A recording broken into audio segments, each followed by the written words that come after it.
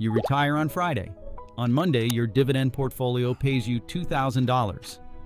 Do you spend it because your paycheck has stopped, or reinvest it because compounding still matters?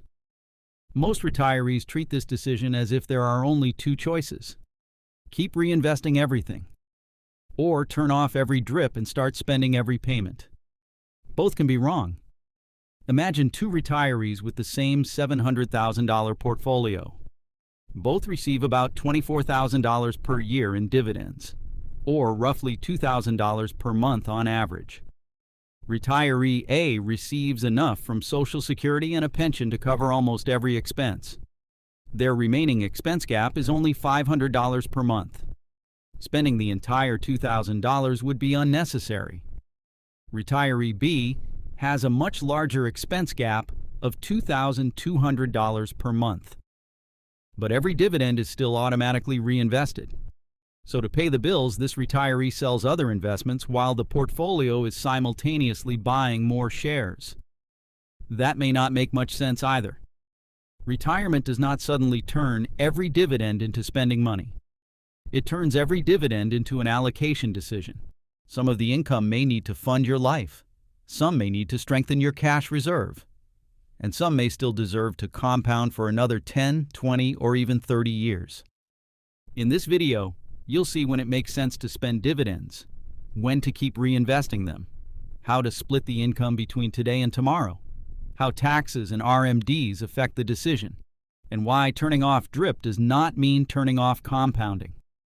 If you enjoy conversations like this about dividends, retirement, and making your portfolio work in real life, leave a like and subscribe if you haven't already. It genuinely helps support the channel, and I truly appreciate it. And stay with me until the end, because the final three-part decision may completely change how you handle your first dividend payment after retirement. But first, we need to separate two numbers that retirees often confuse. Retirement income and dividend income are not the same thing. Before deciding whether to spend or reinvest your dividends, you need one number: your expense gap. The formula is simple: monthly expenses minus reliable monthly income equals expense gap. Imagine your retirement expenses total $4,500 per month. That might include $1,600 for housing and property costs, $750 for groceries, $850 for healthcare and insurance, $350 for utilities and communication, $400 for transportation, and $550 for travel and other spending. Now assume you receive $2,300 from Social Security, another $700 from a pension, and about $300 from Treasury interest or another reliable source. That gives you $3,300 per month before touching your dividend portfolio. Your actual expense gap is therefore only $1,200 per month, or $14,400 per year. Now compare that with a portfolio producing $24,000 per year in dividends. You do not automatically need to spend all $24,000. You may use $14,400 to cover the gap. Keep part available for near-term expenses, and reinvest the rest. That is the key distinction. Your dividend income tells you what the portfolio produced. Your expense gap tells you how much your life actually needs. And remember, retirement income rarely arrives in perfectly equal monthly payments. Social Security may be predictable, but pensions, dividends, interest, and ETF distributions can arrive on different schedules. A practical retirement plan can collect those payments and turn them into a more consistent monthly transfer to your checking account. Once you know your expense gap, every dividend dollar has three possible jobs: spend it, reserve it, or reinvest it. And that decision matters far more than simply leaving the drip turned on or off. Now that you know your expense gap, the next question becomes much easier. What should each dividend dollar actually do? Many retirees think every dividend has only one job: either spend it or reinvest it. In reality, every payment can have three different jobs. The first is to spend. Using our previous example, your portfolio generates $24,000 per year, while your expense gap is only $14,400. Using those dividends to close that gap allows your portfolio to help pay your bills without forcing you to sell an equivalent amount of other investments. The second job is to build a reserve. Not every expense arrives on schedule. A roof eventually needs repairs. Medical deductibles appear unexpectedly. Property taxes come due.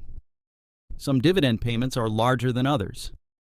And markets don't always cooperate.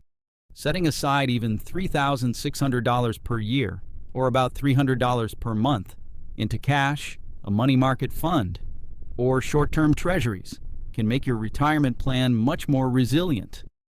The third job is to reinvest. In our example, your portfolio produces $24,000. You spend $14,400, reserve $3,600, and still reinvest the remaining $6,000. That means part of your income continues working to support your future, even while another part supports your life today. Those percentages are not universal. If your expense gap is very small, you may reinvest most of your dividends. If your gap is much larger, you may spend almost all of them. And if your dividends don't fully cover your expenses yet, using all of them while supplementing the difference with planned withdrawals may be perfectly reasonable. The important point is this: retirement does not require one dividend decision. It requires three.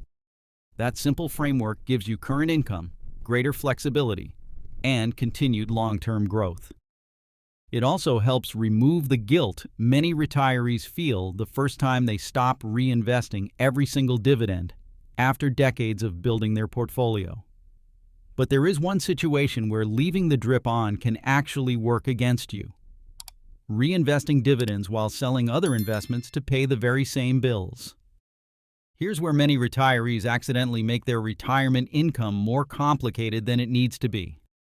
Imagine your portfolio generates $2,000 per month in dividends, and your expense gap is $2,000 per month.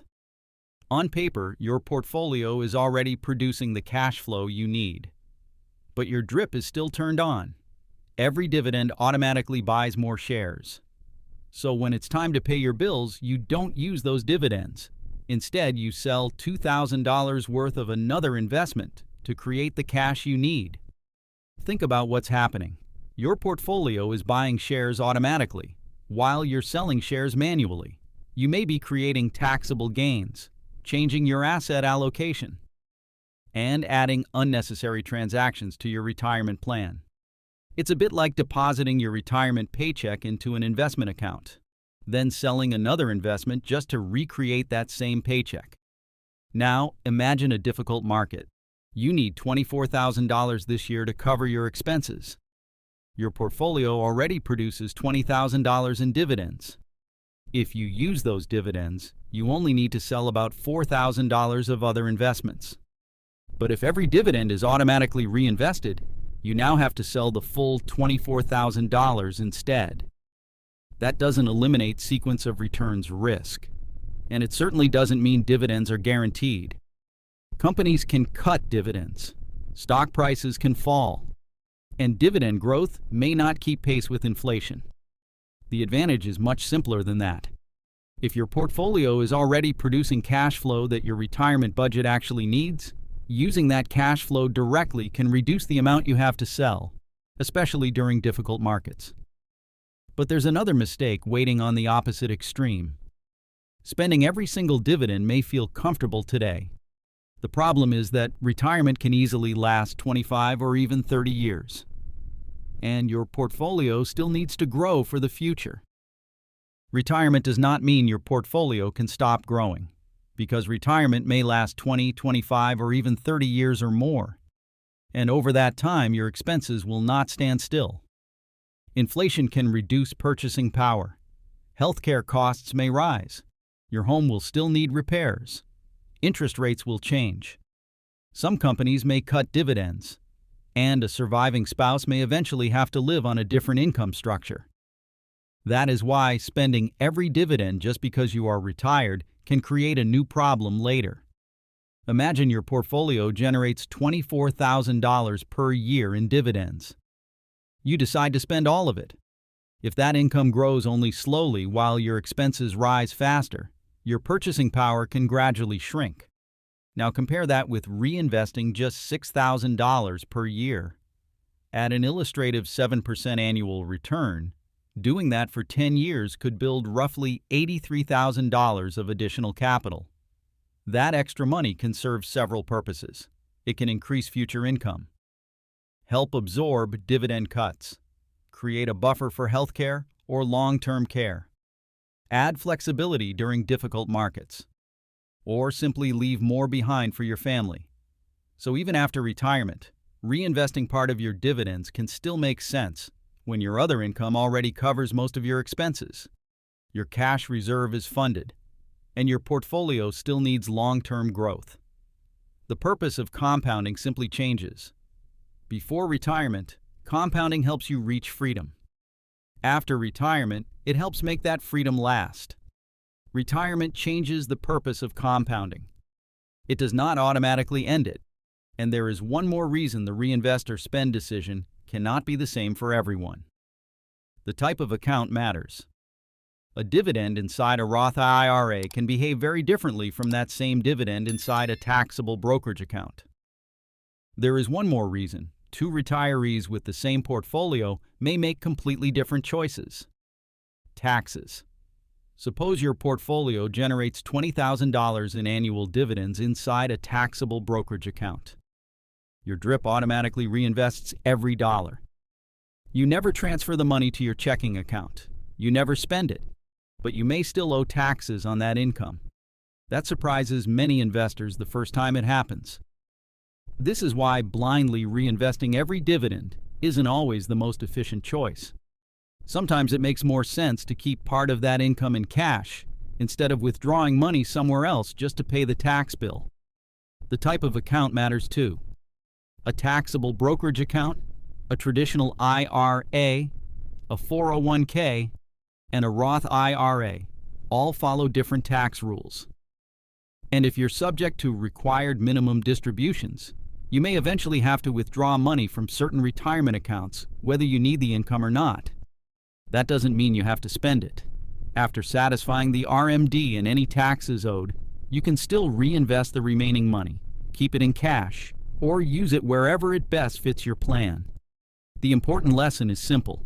Don't let the tax tail wag the investment dog. But don't ignore taxes either. They should help shape your decision, not make it for you. And that leads to the final piece of the puzzle. Should every dividend automatically buy more of the same investment? Or is there a smarter way to reinvest after retirement? At this stage, there is one distinction that becomes incredibly important. Turning off DRIP is not the same as stopping reinvestment.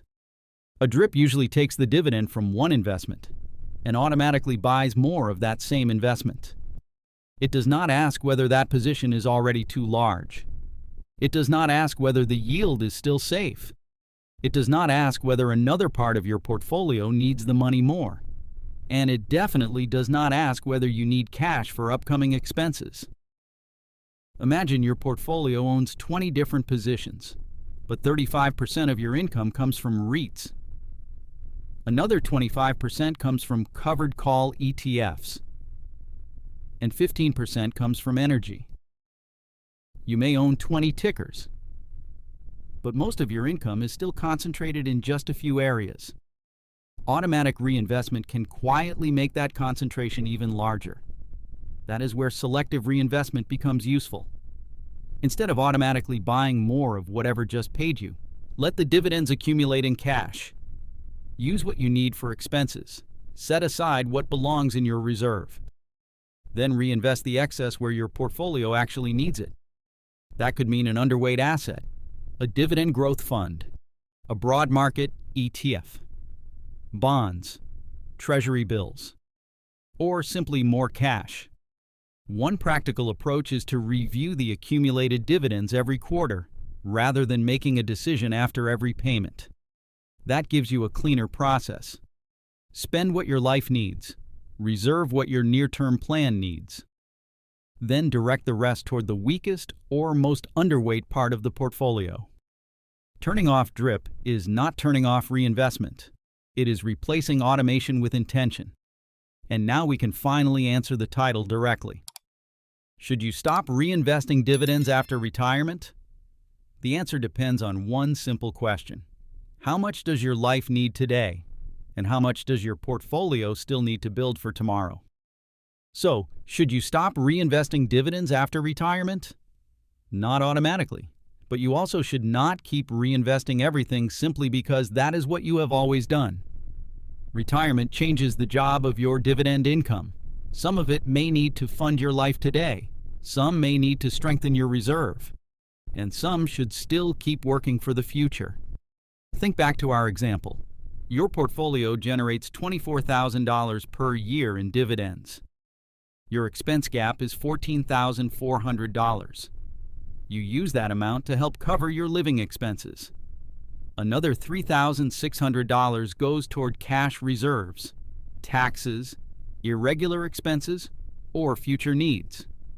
That still leaves $6,000 to reinvest. You did not choose between spending and reinvesting. You gave every dollar a job. That is the mindset shift. Use dividend income when it reduces your dependence on selling assets and improves your quality of life. Reserve part of it when upcoming expenses or market volatility require flexibility. And reinvest the surplus when your portfolio still needs growth to fight inflation, support a long retirement, or provide additional security later. Before changing your DRIP, ask yourself a few simple questions. What is my actual expense gap? How much cash do I need for taxes and upcoming expenses? How much growth does my portfolio still need? Am I reinvesting dividends while selling other investments to pay bills? And is automatic reinvestment quietly increasing concentration? You did not spend decades building dividend income just to be afraid of using it. But you also did not retire from work so your portfolio could retire from growing. Spend what your life needs. Reinvest what your future still needs. If this video helped you think differently about dividend income after retirement, leave a like. Subscribe to the channel for more realistic dividend and retirement strategies. Share this video with someone approaching retirement. And let me know in the comments, after retirement, would you spend all your dividends, reinvest part of them, or keep reinvesting everything? Thank you so much for watching. God bless, happy investing, and I'll see you in the next video.